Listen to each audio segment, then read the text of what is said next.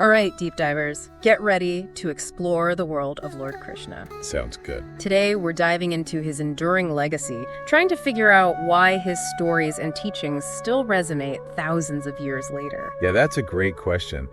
We've got excerpts from an article titled The Eternal Legacy of Lord Krishna. It's packed with fascinating insights. Oh, cool. So we'll be talking about divine births and mischievous childhoods and timeless wisdom. Awesome. I'm excited. Are you ready to uncover the layers of meaning behind these captivating tales? Definitely. I think what's so fascinating about Lord Krishna is that he's not just a figure of worship, he's multidimensional. Yeah. Like his life is full of adventure and philosophy and even romance. That's what makes him so relatable. Yeah, exactly. Even today.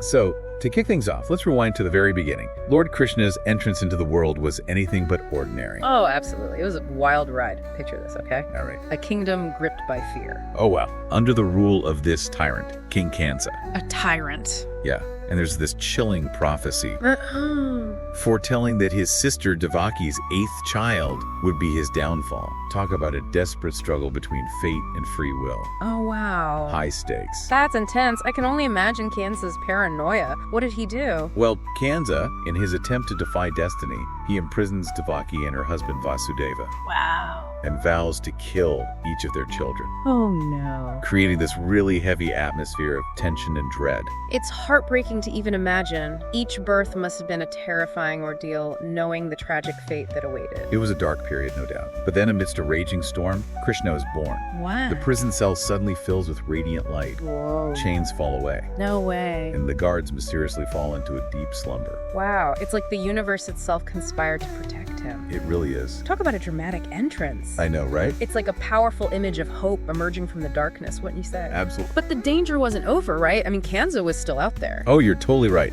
To safeguard the infant Krishna, Vasudeva had to make this daring escape across the Yamuna River. Wait, the Yamuna River? Yeah. Wasn't that known for its really strong currents and dangers? Exactly. But as Vasudeva carries Krishna, the story goes that the raging river miraculously parts, Oh, wow. symbolizing the power of faith. Wow. Overcoming even the most daunting obstacles. It's like a reminder, you know? Sometimes we need to take that leap of faith, Yeah. even when things seem impossible. It's an incredible reminder that we're not always alone in our struggles.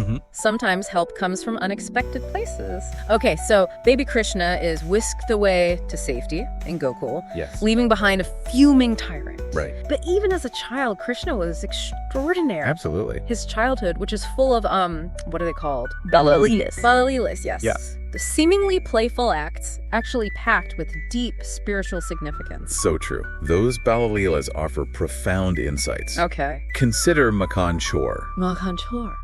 Krishna the butter thief. Yeah. He would steal butter, which represents this pure devotion. Yeah. It emphasizes the divine's yearning for love and connection. It kind of reminds us, Yeah. that our connection with the divine doesn't have to be rigid or formal. Okay. It can be spontaneous Yeah. and joyful, Uh-huh. and even a little mischievous. So it's about approaching spirituality with a sense of joy and playfulness, Yeah. not taking ourselves too seriously. I love that. It makes it feel much more accessible. Exactly. This is about recognizing the divine in the everyday, right? And finding those moments of connection in unexpected places. And speaking of playful, who can forget the story of Yashoda trying to tie little Krishna to a mortar? Oh yeah, No matter how much rope she used, it always came up short. it always fell short. What's the deeper meaning there? That story so beautifully illustrates the infinite nature of the divine. Okay. Think about it, like we as humans, we constantly try to define and contain the divine, Yeah. right? To fit it within our own limited understanding. Mm-hmm. But like that rope that was always too short, our attempts to confine the divine will always fall short.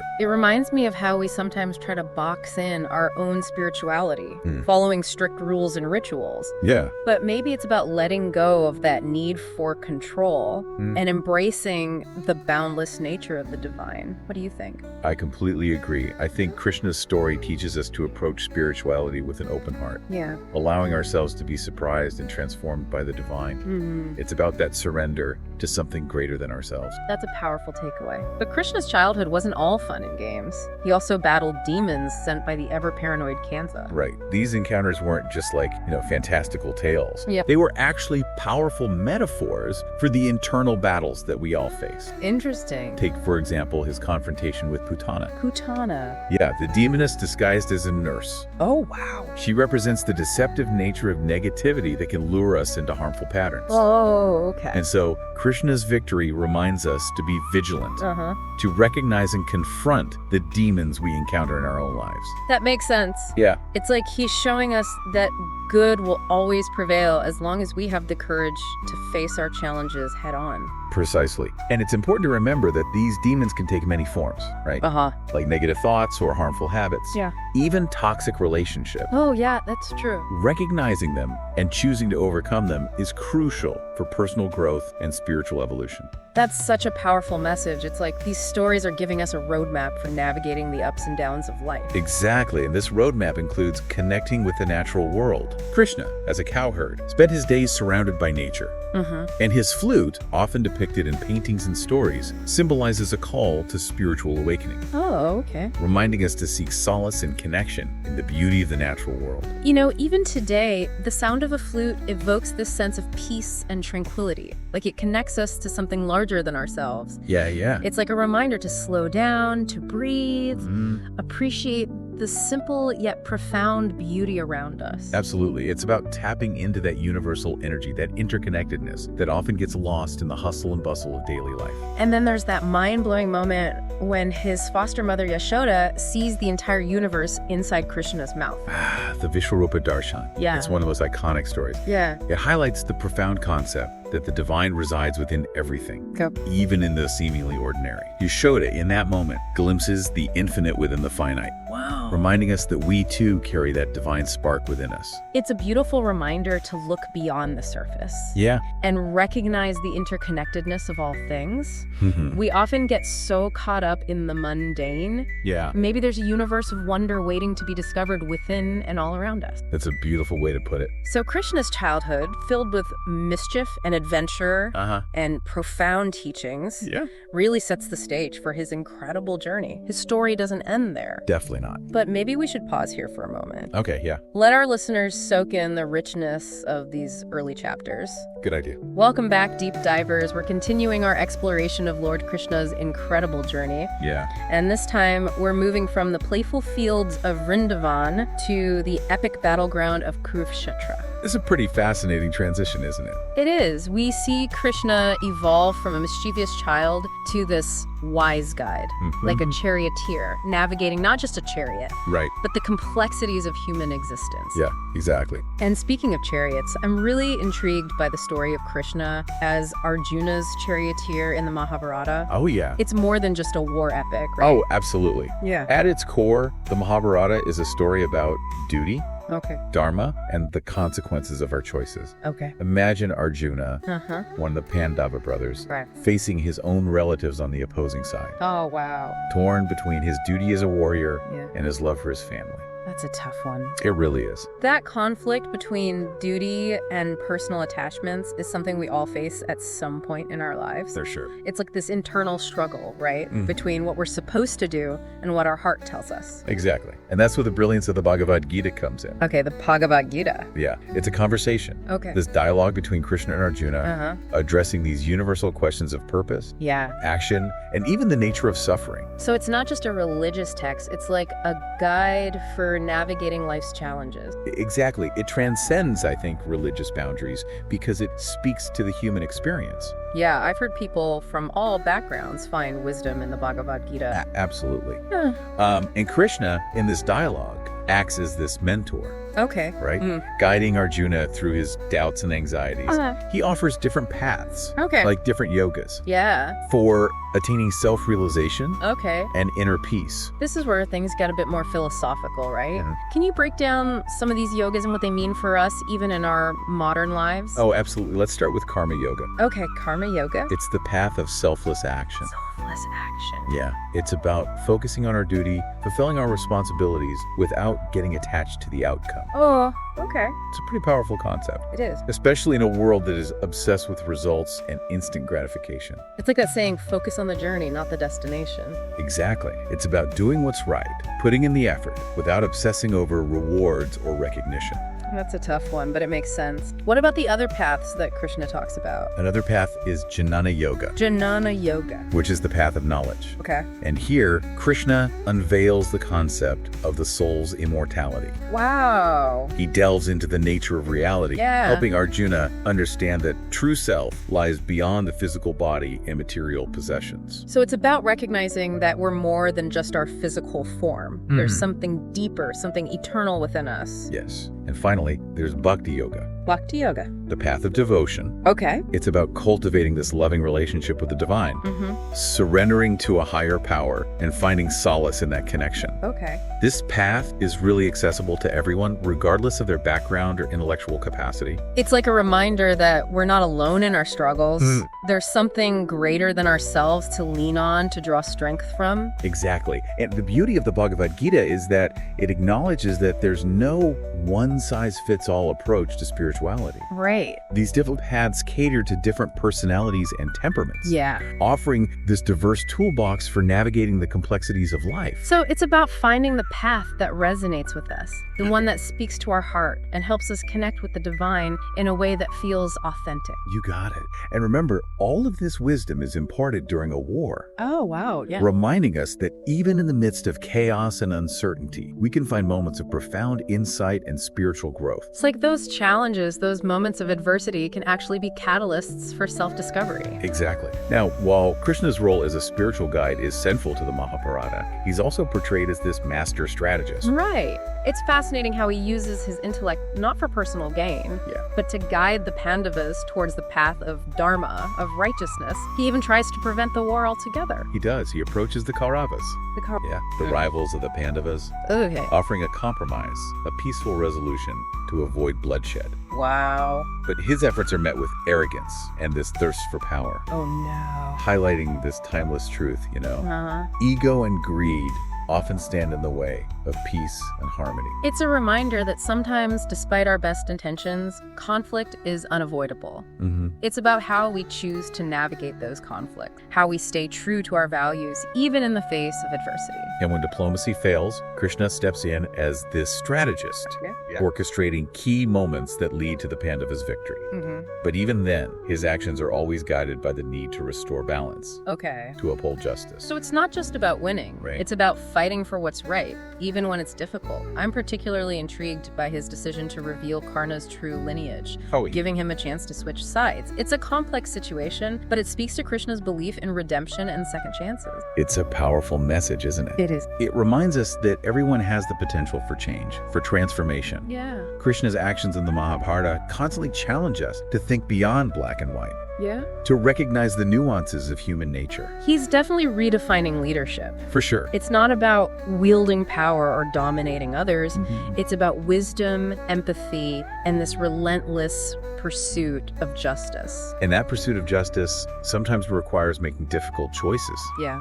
His role in the downfall of Dronacharya and even Duryodhana, while controversial, highlights the complexities of leadership and the burden of responsibility. It's like he's showing us that sometimes upholding dharma requires making tough calls, even if they're not popular. Yeah. It's a reminder that true leadership isn't about pleasing everyone. It's about doing what's right, even when it's hard. You've captured it perfectly. So we've seen Krishna as this playful child, wise teacher, a skilled diplomat, and now this brilliant strategist. But his journey doesn't end on the battlefield. it doesn't. He goes on to establish this magnificent city of Dwarka, a place where prosperity and spirituality intertwine. Right. But perhaps we should pause here and let our listeners process all of this before we delve into the final chapter of his incredible story. Yeah, that's a great idea. Let's take a break, and we'll be back soon to explore Krishna's legacy and what it means for us today. Welcome back, everyone. Ready to explore the legendary city of Dwarka. From what we've heard, it sounds like a place straight out of a dream. Practically. Imagine, a city of unparalleled beauty. Oh, wow. And prosperity, adorned with jewels and golden chariots and bustling marketplaces and these magnificent palaces. Wow, that sounds incredible. It is. According to ancient texts, Dwarka was built by Vishwakarma. Vishwakarma? Yeah, the celestial architect. Wow, a city designed by the gods. Talk about setting a high bar for urban planning. But it was more than just material wealth, right? What made Dwarka so special? Dwarka represented this harmonious blend of prosperity and spirituality. Okay. It wasn't just about opulence. Yeah. It was about creating a society where material well-being went hand in hand with, spiritual growth and ethical living. And as the king, Krishna embodied this ideal. Okay. Ruling with wisdom, humility, and a deep sense of justice. So it was like this model society, this Right. vision of what's possible when leadership is rooted in service and compassion, not just power and control. Exactly. Krishna's reign in Dwarka showcases this different kind of leadership. Okay. One that prioritizes the well-being of the people in the pursuit of dharma. He focused on protecting his kingdom, forming strategic alliances, Yeah. and fostering an environment of peace and prosperity. It's a really powerful example, especially in today's world where leadership often seems so driven by ego and self-interest. But even in this seemingly perfect city, I'm sure there were challenges. Did Krishna face any conflicts or dilemmas during his time in Dwarka? Of course, Yeah. life is never without its challenges, even for a divine king. Right. His time in Dwarka was also marked by leelas, Leelas. those divine plays that often carry these profound messages and teachings. Oh, interesting. Can you share an example of one of these leelas that stands out? Well, there's this really captivating story of Rukmini. Rukmini. Yeah, the princess who was deeply devoted to Krishna. Okay. She was being forced into a marriage Oh, no. against her will. Uh-huh. And in a daring act of defiance, she sends this message to Krishna, Okay. pleading for his intervention. It's like a classic tale of love and rescue. What happened next? Krishna, upon receiving Rukmini's plea, he wasted no time. What did he do? He arrived just in time, Yeah. thwarted the unwanted marriage, and whisked Rukmini away to safety, Wow. defying societal expectations and choosing love and justice over tradition. That's a powerful statement. It is. This story really resonates with me. It reminds us that sometimes we have to challenge the status quo, to fight for what we believe in, even when it means going against the grain. It's about having the courage to choose love and justice, even if it means defying convention. Absolutely. Krishna's actions really highlight the importance of standing up for what's right, even if it means challenging societal norms or powerful forces. Yeah. And then there's this story of his battle with the demon Narakasura, Narakasura. who had imprisoned countless women. Oh, wow. Krishna, accompanied by his wife Satyabhama, Okay. fought this fierce battle, defeated the demon, Yeah. and liberated the captive women. It's incredible how these stories, while entertaining, Yeah. also carry such powerful messages about courage and justice Yeah. and this fight against oppression. Absolutely. It's like each leela is this lesson in disguise. That's a great way to put it. Krishna's actions, both in his role as a king and through his divine plays, constantly reinforce this idea that true power lies in protecting the innocent, right? Upholding justice and fighting for what's right. So, this amazing city, Dwarka, a place where prosperity and spirituality coexisted, does it still exist? Could there be remnants of this legendary city somewhere? That's where the mystery deepens. According to the Mahabharata, after Krishna's departure from the mortal world, Dwarka was submerged by the sea. Oh, wow. It's described as both a natural and divine event. Oh, so it's shrouded in this aura of legend and wonder. Wow, a city lost beneath the waves. It sounds almost mythical, but I've heard that there have been attempts to locate the lost city of Dwarka. You're right. Underwater excavations off the coast of India have yielded some intriguing results. Oh, really? Yeah.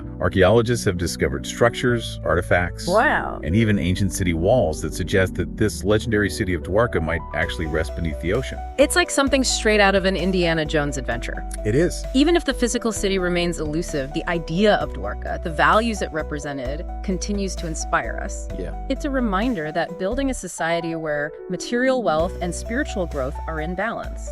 It's not just a fantasy, it's a possibility.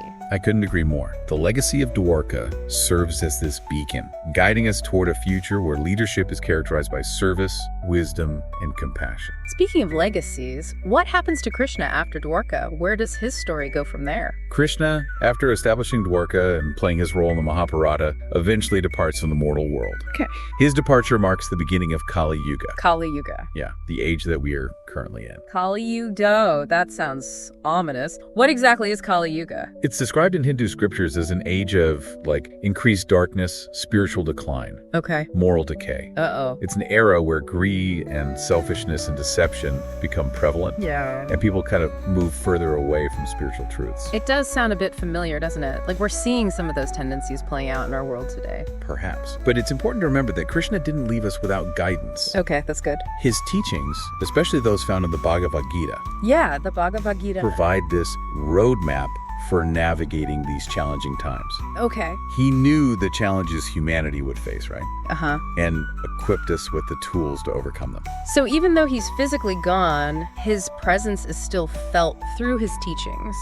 What specific teachings from the Bhagavad Gita do you think are particularly relevant for us in this Kali Yuga? Well, Krishna's emphasis on karma yoga, Karma Yoga. selfless action, Right? is crucial in an age where self-interest and materialism often dominate. Yeah. He reminds us to focus on our duty, Uh, to act with intention and integrity, yeah. without being attached to the outcome. Okay. It's about contributing to the greater good, even in small ways. It's a reminder that even seemingly insignificant actions can have this ripple effect, creating positive change. Exactly. And then there's the concept of detachment. Detachment. Yeah, which is so valuable in a world filled with distractions and fleeting pleasures. That's true. Krishna teaches us to cultivate inner peace and stability amidst the chaos, to find contentment not in external possessions, but in our connection to the divine. It's about finding that inner sanctuary, that stillness within, regardless of what's happening around us. Absolutely. And let's not forget the path of Bhakti Yoga, Bhakti Yoga. the path of devotion, Yeah. surrender to a higher power. Okay. It's a simple yet profound way to connect with the divine, offering solace and guidance in a world that can often feel overwhelming. It's a reminder that we're not alone, that there's this source of strength and wisdom we can tap into when things get tough. You got it. Krishna's teachings offer this beacon of hope, Yeah. this reminder that even in the darkest of times, we have the tools to find meaning, purpose, and ultimately liberation. It's comforting to know that even though he's departed, he left us with these invaluable teachings. Yeah. But the impact of Krishna goes far beyond his teachings. Absolutely. His legacy is kind of woven into the fabric of culture, art, and spirituality. Absolutely. Look at the vibrant celebrations of Janmashtami and Holi, Yeah. filled with joy, color, music, and devotion. Uh-huh. These festivals really capture the essence of Krishna, Yeah. his playfulness, his love for life, Yeah. and his unwavering commitment to righteousness. They're a beautiful reminder to find joy in the everyday, to celebrate life with exuberance, and to connect with the divine through celebration and gratitude. Exactly. And his influence extends beyond festival. Huh? Think of the countless works of art, music, literature, and dance that have been inspired by his stories. That's true. From classical Indian dance forms depicting the rasa leelas, yeah, the dance of divine love, Oh, wow. to devotional songs echoing his love for Radha. Yeah. His presence is deeply embedded in artistic expression. It's remarkable how his stories continue to inspire creativity and artistic exploration. Bridging the gap between the divine and the human experience. Literally. And it doesn't stop there. Look at the global impact of Ice Cake Con. Ice Cake Con. Yeah? The Hare Krishna movement, Right. which has spread Krishna's teachings to all corners of the world. It has. You're right. ISKCon, with its focus on Bhakti Yoga, Yeah. has made Krishna's message accessible to people from all walks of life, Uh-huh. demonstrating the universal appeal of his teachings and his ability to transcend cultural and religious boundaries. It's truly remarkable how one figure can have such a profound and lasting impact across cultures and centuries. What do you think is the key to this enduring appeal? I believe it lies in the timeless wisdom of the Bhagavad Gita. The Bhagavad Gita. Yeah, it speaks to the core of the human experience, Uh-huh. addressing questions of purpose, duty, love, loss, and this search for meaning. Yeah. Whether you're a king facing a battlefield or an everyday person navigating life's ups and downs. Right. The Gita's teachings offer these profound insights and practical guidance. It's a reminder that even though times change, the fundamental questions of human existence remain the same. We're all searching for meaning, for purpose, for connection. Yeah. And Krishna, through his stories and teachings, offers a path, a way to navigate that search. Beautifully said. Krishna's legacy is a testament to the power of love, wisdom, and the enduring quest for spiritual awakening. He embodies this unique blend of playfulness, wisdom, compassion, and a steadfast commitment to what's right. So, as we conclude this deep dive into the world of Lord Krishna, let's leave our listeners with a final thought to ponder. Okay. If Krishna were to walk among us today, what message would he have for our modern world? That's a great question. Perhaps he would remind us to, reconnect with our inner selves. Yeah. To act with intention and kindness. To find joy in the simple act of living.